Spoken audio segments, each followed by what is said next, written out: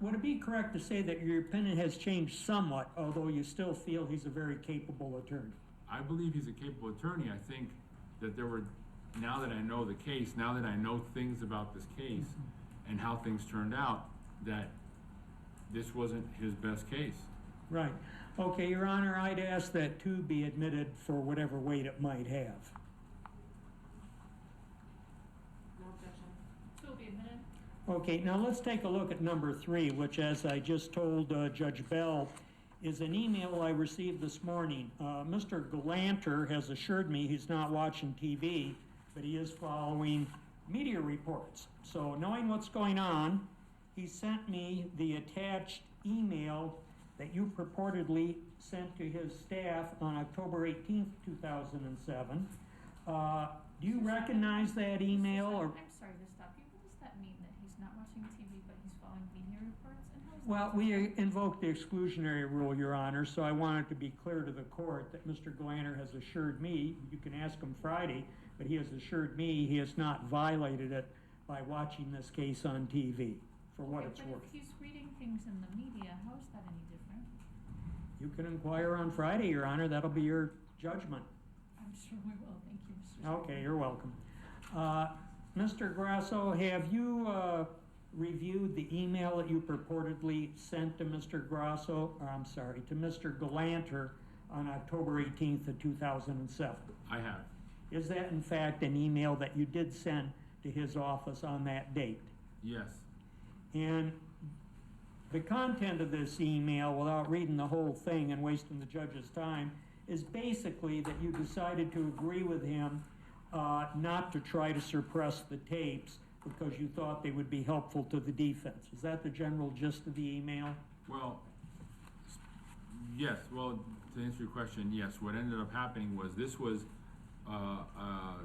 before the preliminary hearing, I believe, because the date is October 18th, 2007, and the incident happened in September.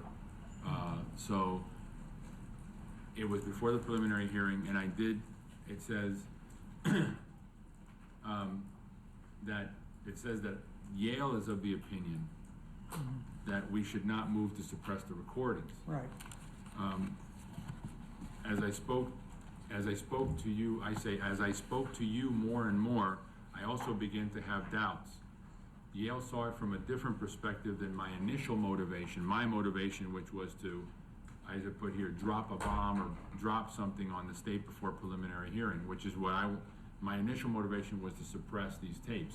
But in my conversations with Yale, he being the one that was deciding this trial strategy here, I just said, okay, well, I agree with Yale, as you probably do also, that the recordings, especially the incident itself, actually help our case.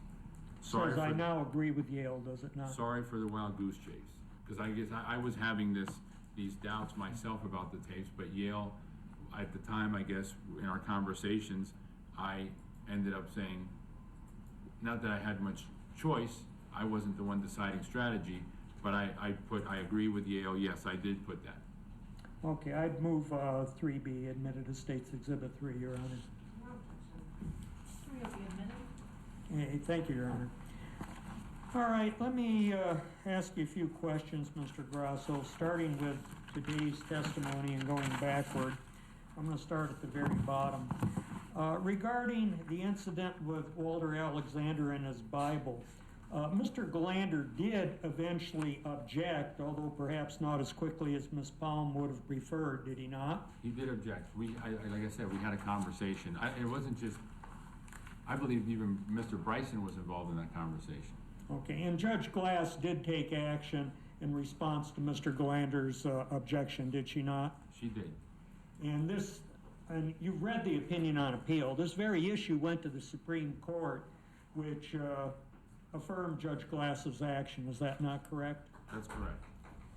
Now, going backwards, I think it was pretty clear, and as I mentioned earlier, you are a very experienced and successful criminal defense attorney, and you had a very strong feeling that a defense of voluntary intoxication was not the best way to go in this case, did you not? For sure. Now, there was some discussion here with Ms. Palm about Mr. Galanter approaching the bench with Judge Glass and counsel for the state and making statements to the effect that he was going to call Ron Slates, whom he hadn't noticed. You recall that discussion with Ms. Palm a few minutes ago? Yes, I do. Now, isn't it true that in the context of that discussion, Mr. Galanter was suggesting that he might call Ron Slates as a rebuttal witness to David Cook? I believe so.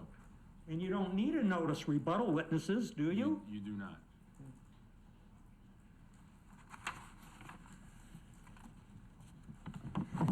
Also, Ms. Palm asked you repeatedly, why didn't you object to this or why didn't you object to that? There were a number of those queries.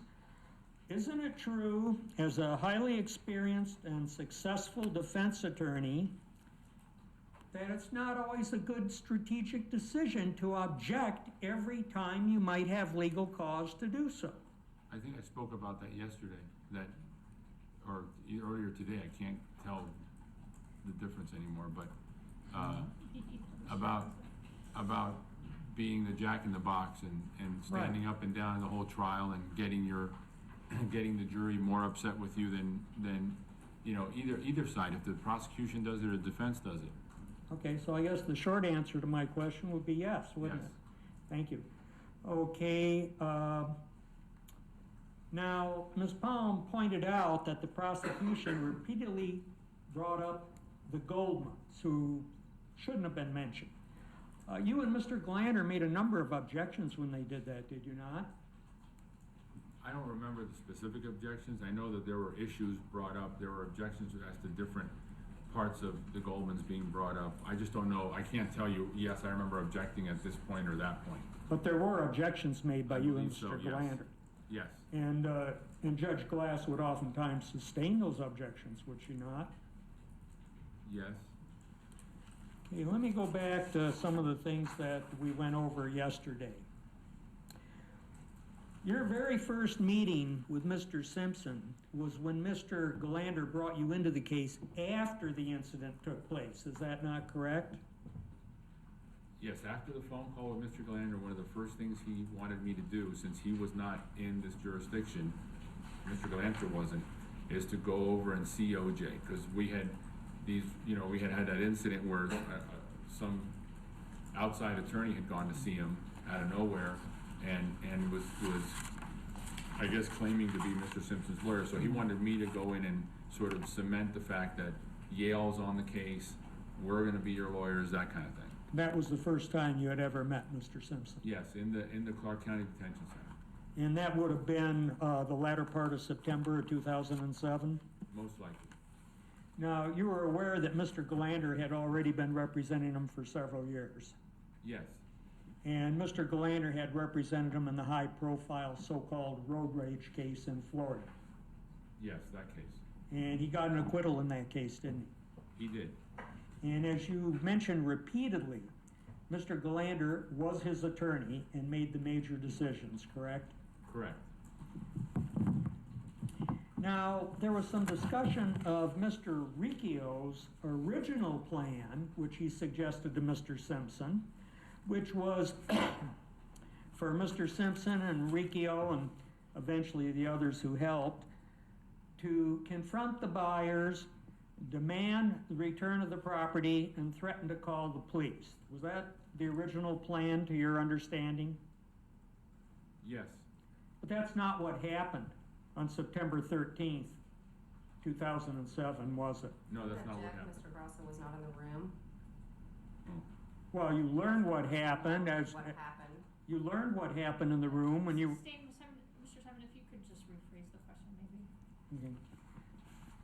Did you learn while you were preparing this case whether the original plan was carried out? It was not. Okay.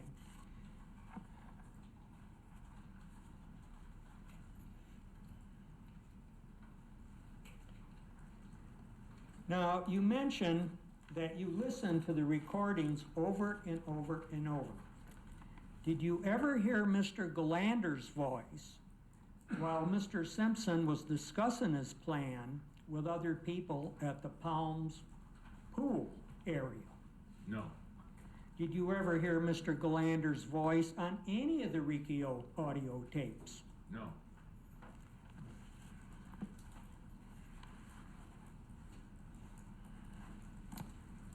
Now, you testified that you established a rapport with Mr. Simpson, and that you were trying real hard to help him, and you would have liked to have gotten some better results for him, correct? Correct. And you also testified that you recommended to Mr. Simpson that he should testify before Mr. Galander admonished you about that, correct?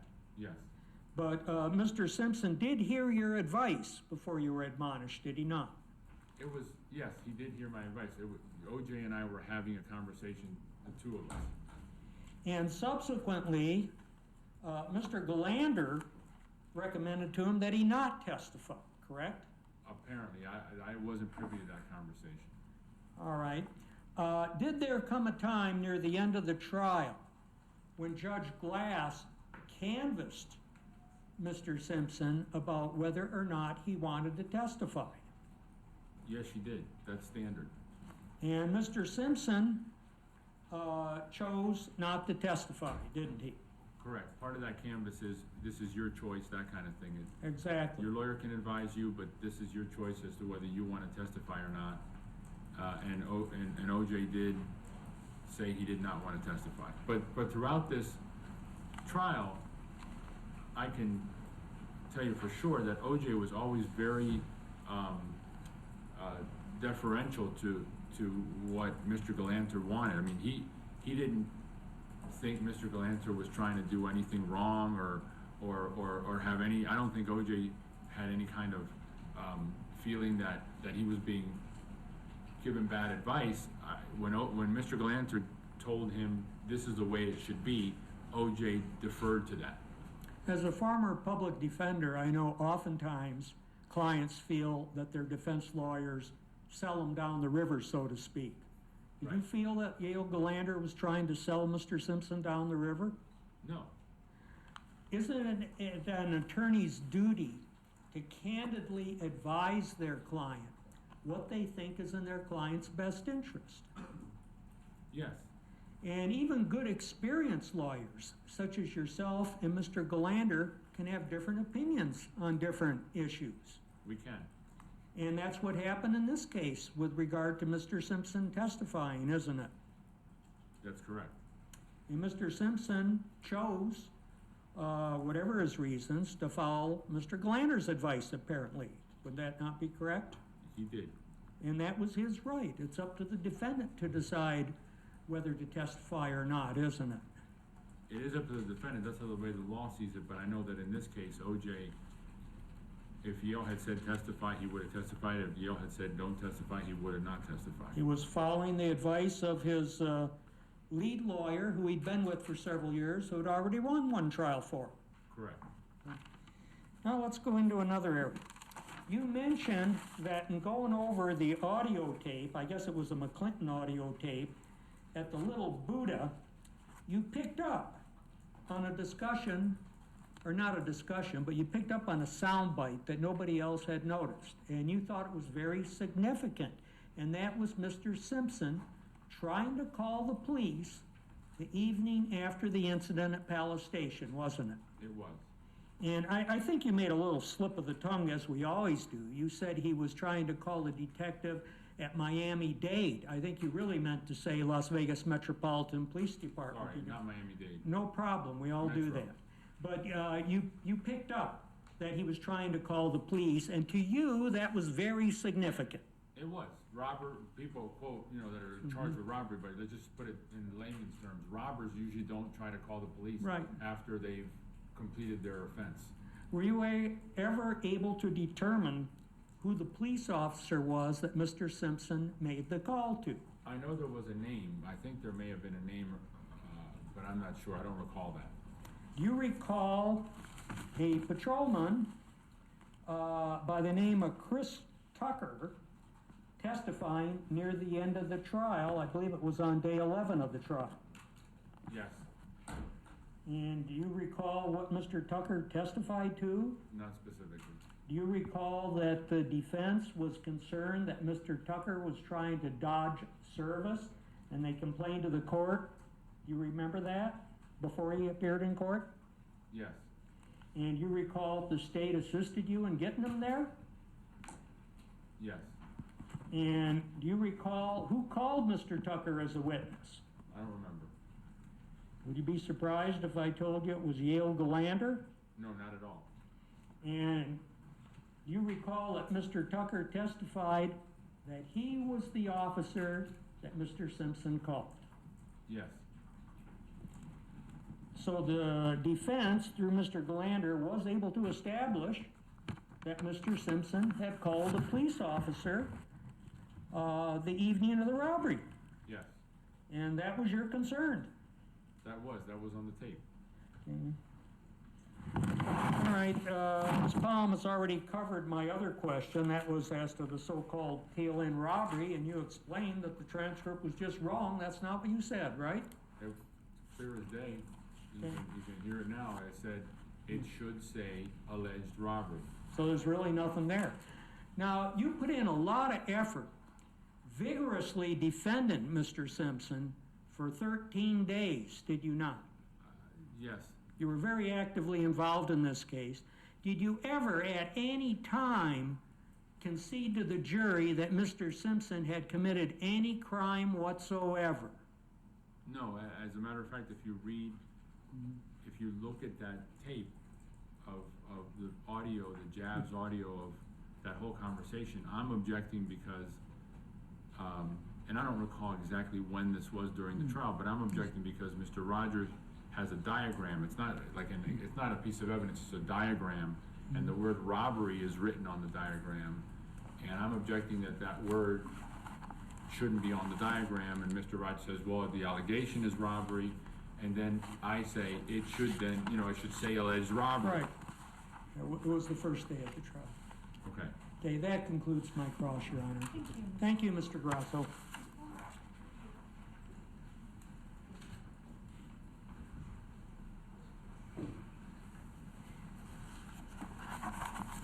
Mr. Grasso, Mr. Simon asked you about the issue with the Bible being raised on appeal before the Nevada Supreme Court. Do you recall that? Yes? You didn't actually read the appellate briefs, did you? I know I read OJ's appellate brief. Okay. Do you recall whether the issue was directly raised or whether it was intertwined with another issue? I don't recall. Okay, so do you recall that the Supreme Court actually determined that the Bible use was brief and quickly remedied? If that's what they said, I don't have any reason to Okay, dispute that. so would you agree that having the Bible all morning long in court is not consistent with that understanding that the Supreme Court had from the briefs? Your Honor, I'm going to object to that. The Supreme Court's ruling is law of the case, and this is not the time nor place to be critical of the Supreme Court of Nevada. I'm certainly not critical of the Supreme Court, I'm being critical of counsel that wrote the briefs.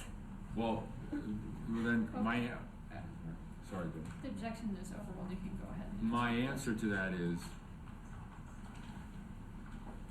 this entire cross you've been asking me about, or this entire time I've been on the stand, you've been asking me about my participation in the trial, so I can answer those things. Right. It'd be basically giving an opinion now as to the briefs, because I wasn't involved in the appeal. As I testified, I didn't think Yale should have written the appeal. I thought that we should have had an appellate lawyer, et cetera, et cetera. So I don't know if the court allowed me to give an opinion as to how the appeal was done or not. I don't know what that would be worth, but. Well, I've seen the video, Ms. Palm, too, so. Thank you. No, Sure, the only I'll reason let I'm you asking you is about because it. you agreed with Mr. Simon when he asked you, wasn't that issue raised, and Well, it didn't was the raised. Supreme Court deal with it? And you don't really know because you weren't part of the appeal and you weren't familiar with the fact that the Supreme Court understood that it was a very quick remedy. Well, I know that the Bible issue was, I guess the word is being raised. I did read the opinion, and I read the initial brief, and I can't say exactly how it was raised or what words were stated regarding the Bible. I think Mr. Leon, I know him as Leon.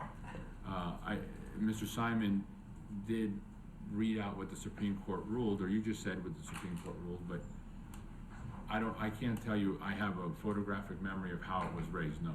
Okay, I just wanted to clarify that because it didn't sound like that when you were answering Mr. Simon's question to me. And so your determination that the voluntary intoxication was not the way to go was not based on investigation, was it?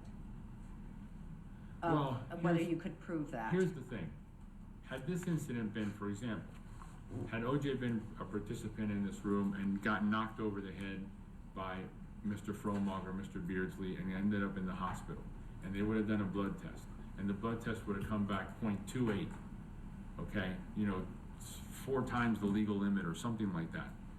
I think voluntary intoxication may have played a role in this case. All right. We didn't have that. All right, and you didn't investigate evidence to find it, and you didn't discuss it with Mr. Simpson. That was your prior testimony, I don't recall, right? no, that's true. I do not recall sitting down with OJ and saying, OJ, I'm thinking about using your drinking as a defense in this case. I did not do that. And then with respect to Mr. Ron Slates, who we heard from this morning, and the video where Mr. Galanter was talking about, well, then I'm gonna call Ron Slates if we're getting into this. You recall that line of questioning? Yes. Okay. And do you recall that video actually said we're gonna call Ron Slates during our case? Yes. Okay. Well, right. And Ron Slates was never interviewed by the defense, was he? I have no knowledge of it being Okay. him. I mean, I'm not sure, because I know that, you gotta remember, Yale was in another state a lot of this time, and I don't know, he may have been doing things. I know that I did not participate in any interview. You're gonna have to Okay. ask Mr. Galanter about that. And you didn't notice him as a defense witness again? No, he was not noticed. Okay, and it wasn't part of your defense plan that you were aware of to show that Mr. Exemption, or Mr. Simpson had an expectation that the property would be exempt? It wasn't. Okay.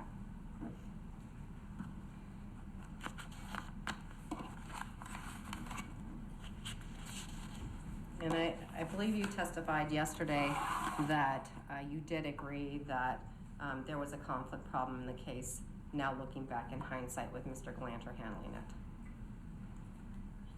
Now that I know, you gotta remember, I did not know a lot of the things that have come out since the trial.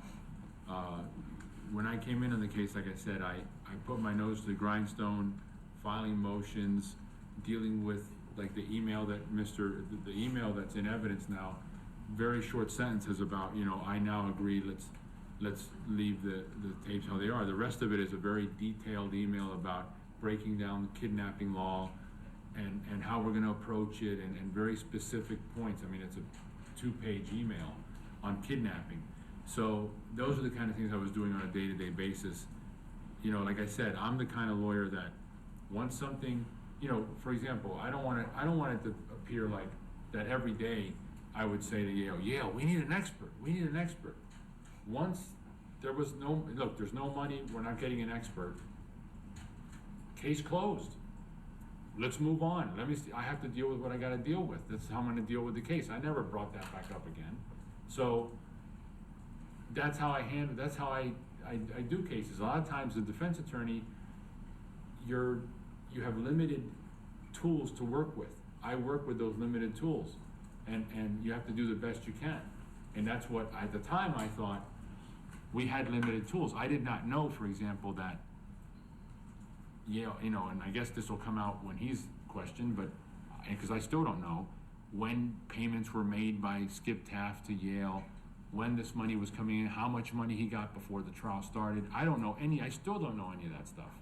So I was working under the impression that OJ had money issues, that there was money somewhere, but because of the whole Goldman thing and the whole moving money around and all that stuff, because Yale had mentioned that Skip Taft had a hard time releasing money, or he had to strategically do it or whatever, but don't worry, we're gonna get paid.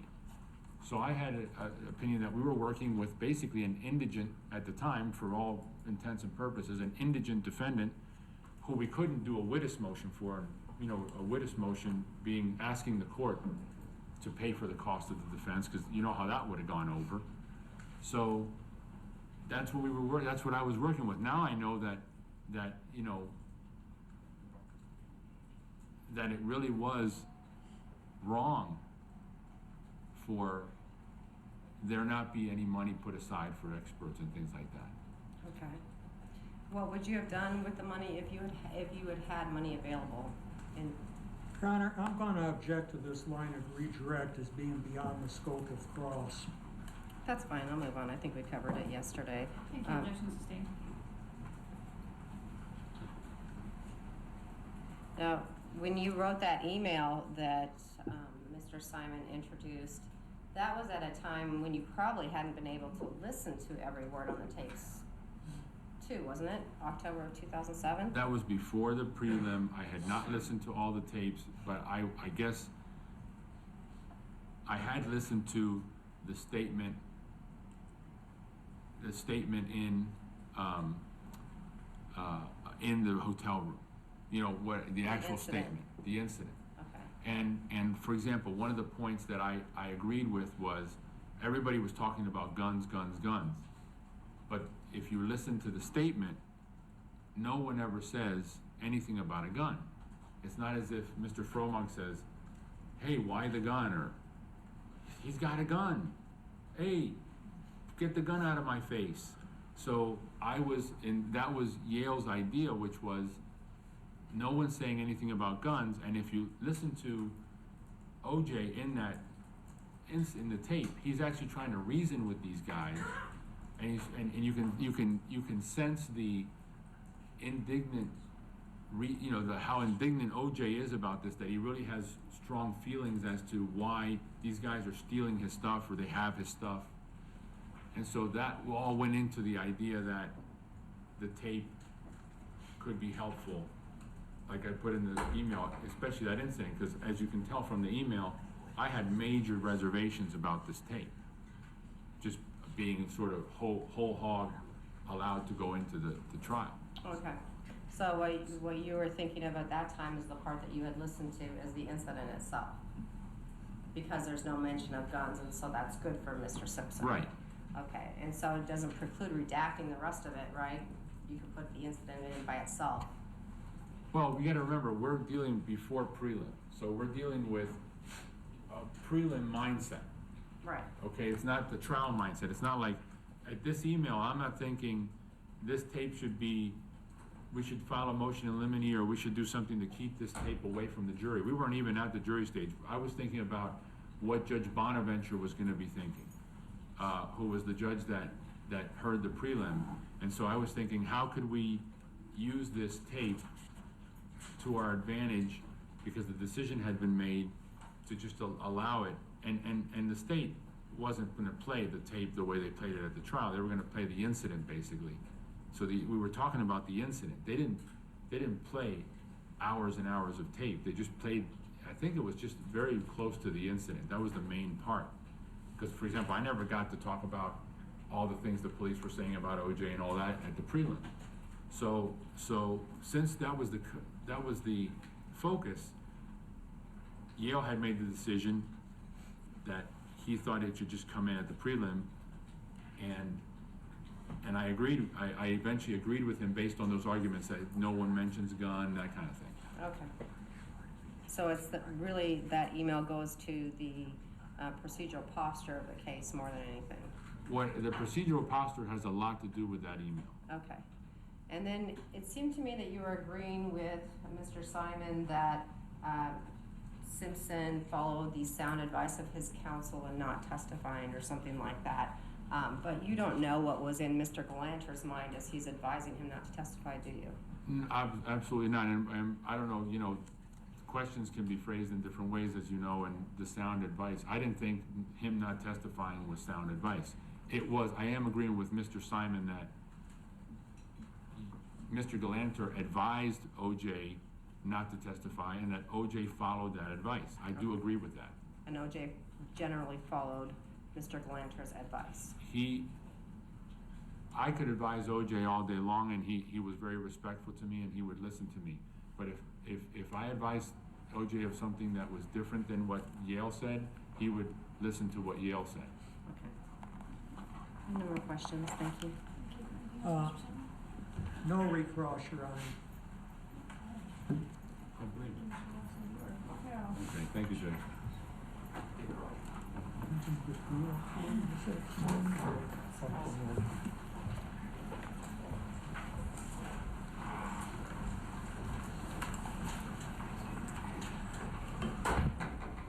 So how long are we expecting with Mr. Rogers?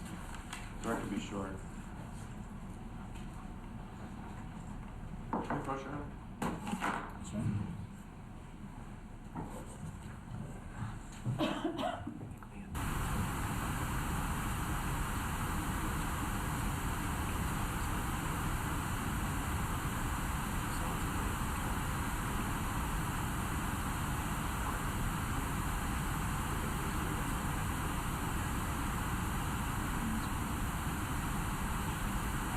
No, I didn't talk.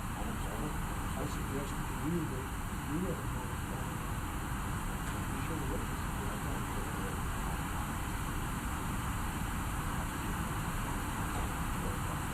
Why don't we just break till one, see if we get through all four of this afternoon. If not, we're gonna have a real short day on Thursday. And since they subpoenaed 3 of our witnesses and we're doing them today, that leaves us 2 witnesses for Thursday. We've got David Cook coming in from San Francisco at 9. He tends to give long answers, but I'm not going to ask him that many questions on direct. And then we're going to, well, we only got 2 short witnesses Thursday morning, so we bump people over to Thursday if they need to.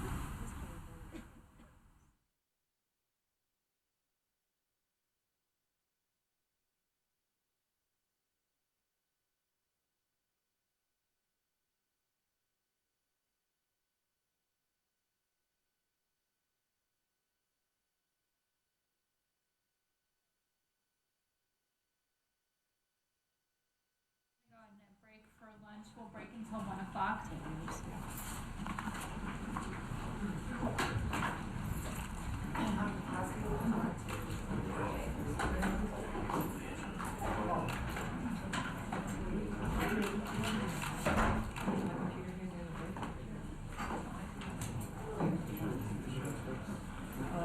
I want to go start eating if you want to bring it along and play it while I'm munching.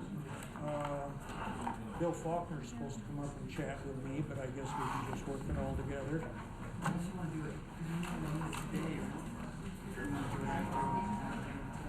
Oh, wait a minute, no, we've got to get ready for tomorrow, because that's when I'd be using them. Let's just do it during the lunch break, because who knows what time we'll get out of here this afternoon.